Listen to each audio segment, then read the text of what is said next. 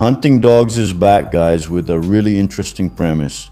Two boxers facing an underground fighting league. What from all this brawling actually works in a real fight? There's boxing, close combat, movement, defense, reaction under pressure, and that classic difference between sport fighting and a no-rules brawl.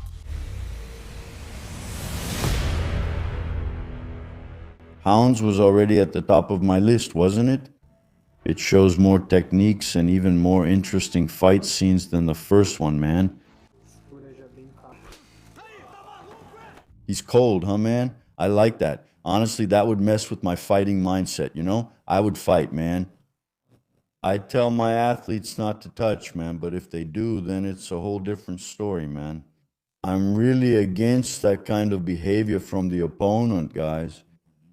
In the world of fighting, we have technical fundamentals and we have philosophical fundamentals, right? These are principles of conduct that the athlete should uphold. And one of them is respect, man. On the other side, there's a man, a worker, dedicated with a family, with a mother, with a wife, with kids.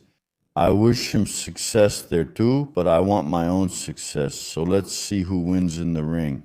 The fighter, the martial artist, he has respect, he has integrity, he has morals, he has ethics, and that's something we should carry with us. And don't think he achieves success by doing bad things.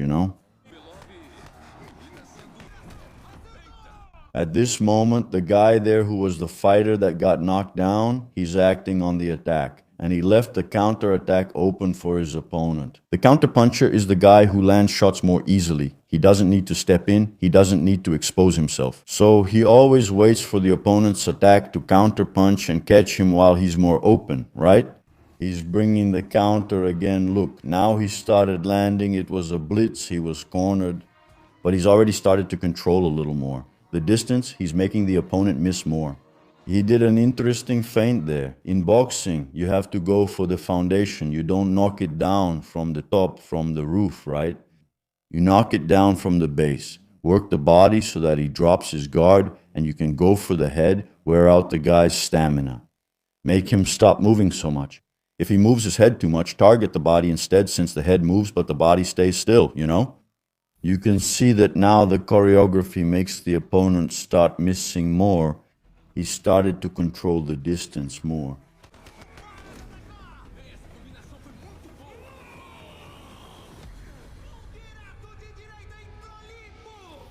He finished beautifully. It would have been a legal strike, right? A strike after the bell, but no foul would be called, you see? Because it was part of the action. It was in progress and he stopped. Look, Mike Tyson. Get it? Right on Figueiredo. Obviously, don't do it like he did there, coming from the middle of the street. Okay, guys? This happens at a certain distance. If you try it from one corner to the other, it won't work. Yeah, guys, you reap what you sow. It's good that this series brings that and encourages good behavior. That's it, guys.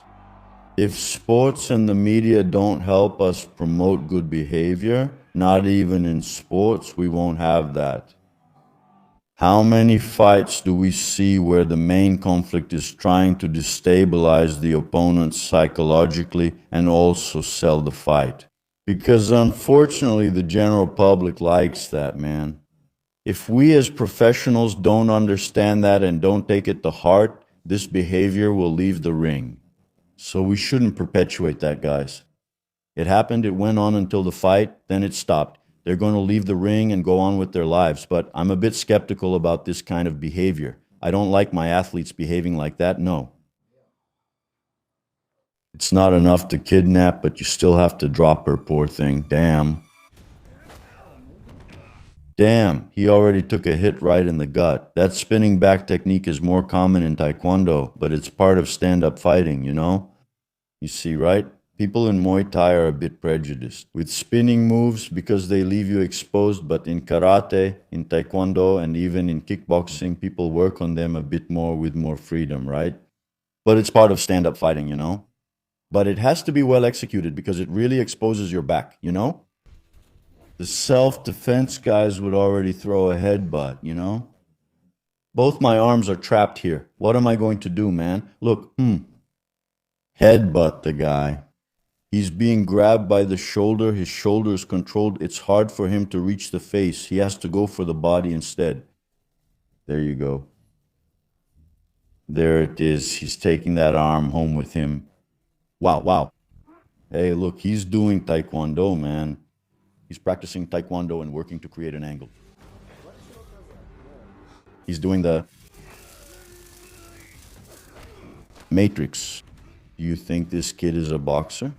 Yeah, Opa, boom, answer me, brother. Does this actor really have the skills of this one? Has even less. The cinematography made them lose a bit of the boxer's rhythm there, right, man? They seem a little too stiff. It seems a bit too forced. They lose some of the movement. I don't know if it's because of the cinematography or the choreography there, right? It made the movement look more static and stiff. Why did he throw both hands in the air? The fighter, he wouldn't do that, you know? Look, what is this, man? The camera work can do a lot, yeah. Yeah, because it's going to take out the intruder? Excuse me. Does boxing work in a street fight? Man, boxing is what works best in a street fight. On the street, you have the issue of the ground being uneven or slippery. And if you use kicks, you greatly increase the chance of falling at a moment when you need to defend yourself on the street. That's why we say that boxing is much more suitable for self-defense because you lose your balance less easily. You reduce the chance of falling during a street fight, right? So kicking shouldn't be used as much as boxing. Boxing is much better, okay? That's what we also say in MMA. In MMA, you kick less than in Muay Thai. Why? Because you can end up on the bottom, you know? And if you end up on the bottom, man, then only jiu-jitsu can save you, dude. You know? So that's what we say in the fight game. In MMA, you box more. Street fights, you box more too. Yeah, it increases the chance of falling because the ground is uneven, usually wet, you know? So it's not cool. Kicking only decreases your chances of success there. But I'm a kicker. All right, man. But know that it's more dangerous. They're in a drill on how to face a southpaw. You see? There, they're in a mirrored stance, see? Come on, come on, come on. What do you think you can do here? Counterattack, that's it. The left-handed fighter trains every day against right-handed opponents. But right-handed fighters rarely train against left-handed ones, you know? It's much more limited. So the left-handed fighter is much more used to that game, which is a whole different science, man. Fighting a left-handed opponent is a whole different ball game. You shouldn't step forward. You should always try to step to the outside of him. Keep your head aligned on the outside at all times. If my rear hand is outside my opponent's rear hand, I should always look to counterpunch, you know? Because if I go on the attack and he has his strong hand inside my guard, he'll have a better chance of succeeding than I will. Mine will have to come in at an angle, which reduces my attacking power and also my defense. So, there's a whole game there that we need to understand, and his coach is warning him about that. Every time you enter any combat art event, you have 3 types of combat art. You have light contact, medium contact, and full contact, right? Every time you practice any of these arts with higher risk than the other, what do you face? You face the danger of things going wrong. Isn't that right? Every time you enter a jiu-jitsu event, you put your life at real risk. We have referees to watch over us, and we have moves that have become illegal because they increase the chances of that happening. Every time an athlete gets ready to fight, he's preparing for a moment where he's at real risk, man. You know, we romanticize it. We do a lot of, you know, people romanticize the fighting world, that it's glamorous, but no, what we do here is very serious. Right now, I'm going through something with my friend from Goiânia, Fernando Goes. Yeah, man, the guy is he's replacing his eye after a whole life in combat sports. He's swapping his eye with a prosthetic eye, man. So, man, we have to be really responsible when talking about fighting because, guys, it's not an easy sport, you know? Fighting is a very serious sport that should be approached with a lot of responsibility. When I see full contact competition at any cost or bare knuckle boxing events, it's already dangerous with gloves. Just imagine without gloves. So there has to be good pace so that you can at least cover any problems you might have there. So, man, I don't see anything romantic about our sport, guys. There's nothing romantic about it. It's a very serious sport. It should be handled with a lot of professionalism. Muitos. I need to have good pace so that, like you always ask me, hey, but how is the training and all that? Man, that series Bloodhounds shows a much cleaner process. We prepare drills that can be the choreography for a scene. It's just like doing a guard pass in jiu-jitsu. You start in closed guard, you have the step by step, and you do that drill for half guard, passing, mount, arm lock. You practice and rehearse all the movements, right? And the fight scene already does that. It's in how the fight is staged. You have a prearranged fight, which is nothing more than a drill. Okay, let me grab my jacket. That's the AC. I'm good now.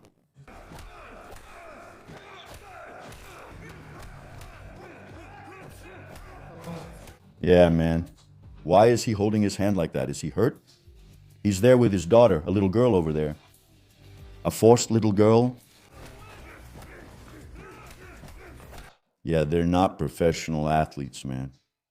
They have a lack of body rotation there, a cinematic exaggeration. Sometimes, for example, you see Boyka. Boyka does scenes that, man, you can tell he's an athlete. Sometimes the way an athlete does it would even make the move easier. You can even accentuate it, slow down the speed, but the mannerisms, the movement, the way he moves would still be from a real fight, even if it's refined. But look, he has good footwork. He knows the movement. It's awesome, man. Look at that solid contact, dude. Anyone who likes fighting, man, and likes to watch, I'm against those movies that were influenced by the Batman series from the 60s and 70s. That bam, pow, wham, where you don't see anything and just see the face turning, and you don't see the process happening.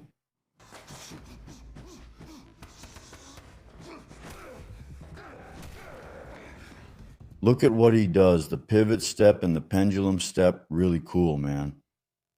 And it's much easier for you to act with big gloves than with wraps, right, man? Damn.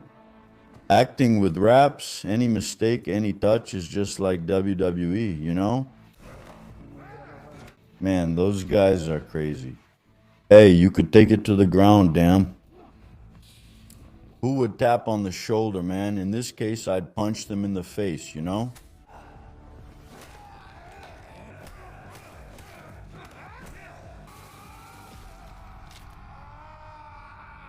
Don't try to punch each other's hand, guys. That doesn't happen in a fight. But it's awesome, man. The choreography has some values to follow. I liked it. It's Korean, you said, right? Korea has a big role in martial arts training. Taekwondo is really one of the major arts practiced around the world. So there's a lot of martial spirit in Korea. It's one of the countries where martial conduct is most present in its people, right? So it's a people I really admire. I've been there twice. I really like the Korean people. Hunting dogs too is entertainment. But there's a lot of good stuff to learn there, huh, guys? The secret is knowing how to separate what's cinema from what's real fighting. Because one thing is making a beautiful scene. It's another thing to survive when someone really wants to hit you. Comment here which scene you want me to analyze in the next video, guys. Thanks. Come on, man. Today you're going to buy a Flamengo shirt. How much is it? How about fun? Okay. Bro, I just visited the duty-free in Uruguayana and bought Levi's jeans. Guess how much I paid? 119. Levi's. Levi's. It's Levi's. The Leaf? It's Levi's. Hey,